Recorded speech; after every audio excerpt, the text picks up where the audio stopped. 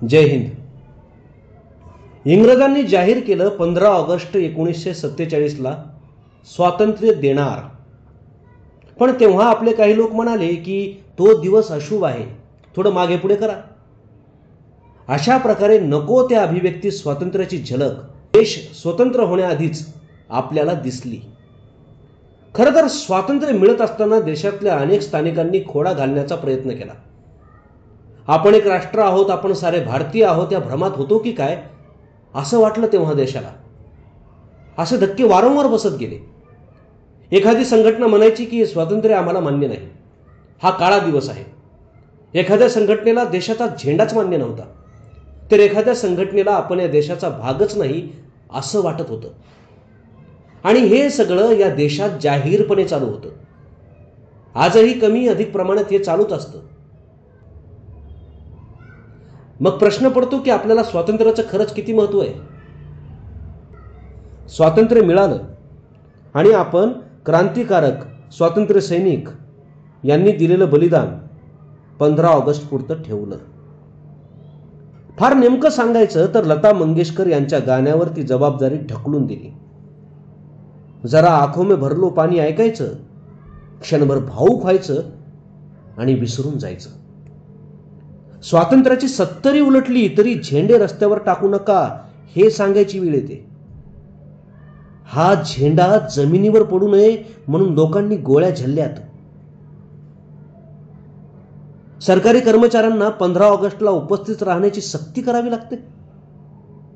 जणू काही दुसऱ्या कुणाच्या देशाच्या झेंड्याला मानवंदना द्यायची. 15 ऑगस्टला लागून सुट्टी असली पाहिजे अशी अनेकांची इच्छा असते, म्हणजे पिकनिकला जाता येईल. बरं, पिकनिकला जाऊ नये हा मुद्दा नाही, पण कुठल्या पिकनिक स्पॉटला देशभक्ती दिसते? तिथे झेंडा फडकावणे ही देशभक्ती नाहीये.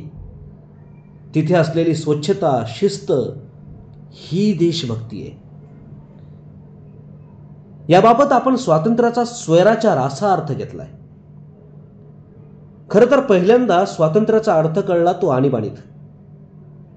अचानक कितीतरी हक्कांवर गदा आली आणि सगळे खडबडून जागे होतील असं वाटलं होतं. पण आज आणीबाणीचे किस्से सांगताना लोक काय सांगतात? सक्तीने नसबंदी केली. म्हणजे स्वातंत्र्यापेक्षा कुटुंब नियोजनाचा त्रास जास्त. आपलं स्वातंत्र्य हिरावून घेतलं गेलं याचं दुःख फार काळ राहिलं नाही. लोकांनी पुन्हा आणीबाणी आणणाऱ्या इंदिरा गांधींना निवडून दिलं. काय कारण असेल? एकतर बहुतांश लोकांना व्यक्ती स्वातंत्र्याची गरज वाटत नाही. सातत्याने कुठल्या ना कुठल्या पक्षाची किंवा व्यक्तीची विचारसरणीच जगात सगळ्यात थोर आहे असं समजून चालणारे लोक खूप आहेत.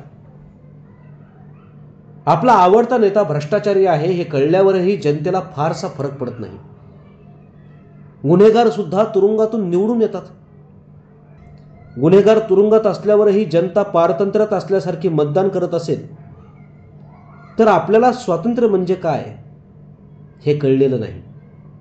स्वातंत्र्य म्हणजे आपली राज्यघटना माहीत असणे. आपल्या हक्काची आणि कर्तव्याची जाणीवच नसेल तर स्वातंत्र्याचं महत्त्व कळणार नाही.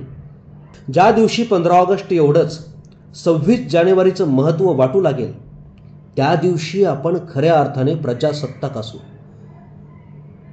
आपण हॉर्न वाजून वाजून समोरच्याला वैतागून टाकणे हे स्वतंत्र नाही. आपला सगळ्यांचा शांततेत जगण्यातील आनंद महत्त्वाचा आहे.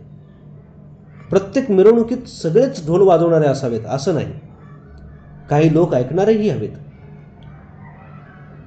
रेल्वे रूळ ओलांडणे, सिग्नल तोडणे, वाटेल तिथे गाड्या पार्क करणे म्हणजे स्वातंत्र्य आहे असं काही लोकांना वाटतं. काही लोक किल्ल्याच्या भिंतीवर स्वतःचं आणि प्रेयसीचं नाव लिहितात, जणू काही सासऱ्याने किल्ला हुंड्यात दिलाय. बसच्या सीटवर, शौचालयात, झाडांवर, नोटांवर लिहिलेलं बघून साक्षरतेचा वैताग येतो. भर रस्त्यात फक्त हात दाखवून रस्ता ओलांडणारे लोक बघितले की पुन्हा संस्थानिकांचं राज्य आल्यासारखं वाटतं. पण सगळं चित्र एवढं निराश करणारं नाही. किल्ल्यांवर स्वच्छता करणारे तरुण दिसले. ट्रॅफिक जाममध्ये स्वतःहून मदतीला धावणारे लोक पाहिले. आरोग्य, पाणी, शेतकरी यांच्यासाठी झटणारे लोक पाहिले. पूर किंवा वादळात लोकांच्या मदतीचा ओघ बघितला. की वाटतं हेच ते लोक आहेत ज्यांच्या भरोशावर इंग्रज देश सोडून गेले. नाहीतर भारतीय लोक देश चालवू शकणार नाहीत असं चर्चिल सारख्या कितीतरी लोकांचं मत होतं. महायुद्धाने कंबरड मोडल्यावर इंग्रजांनी काढता पाय घेतला तेव्हा उद्योग, शिक्षण, आरोग्य असे अनेक प्रश्न होते. पण या क्षेत्रात देशाने प्रगती केली. एकेकाळी देवीचा कोप होईल म्हणून प्लेगची लस टोचून घ्यायला नकार देणारा आपला देश पोलिओ मुक्त झाला. अजून खूप सुधारणा बाकी आहेत. कर्ज करून परदेशात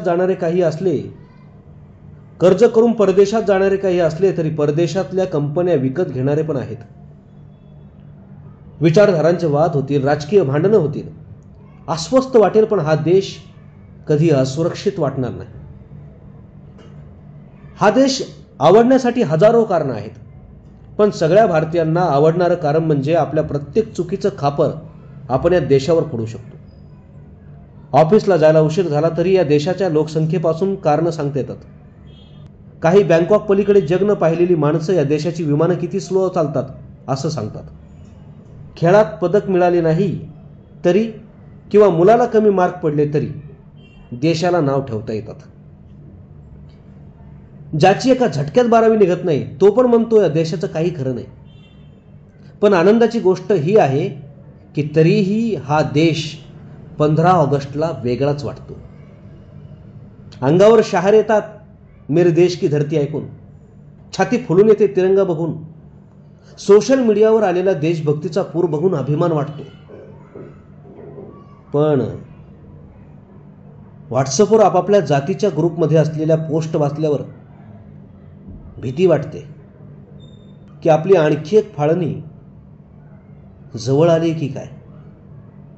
आधीची धर्मामुळे झाली होती, आता जातीमुळे होईल. दुर्दैव हे आहे की आपण अजून हे मान्य करायला तयार नाही.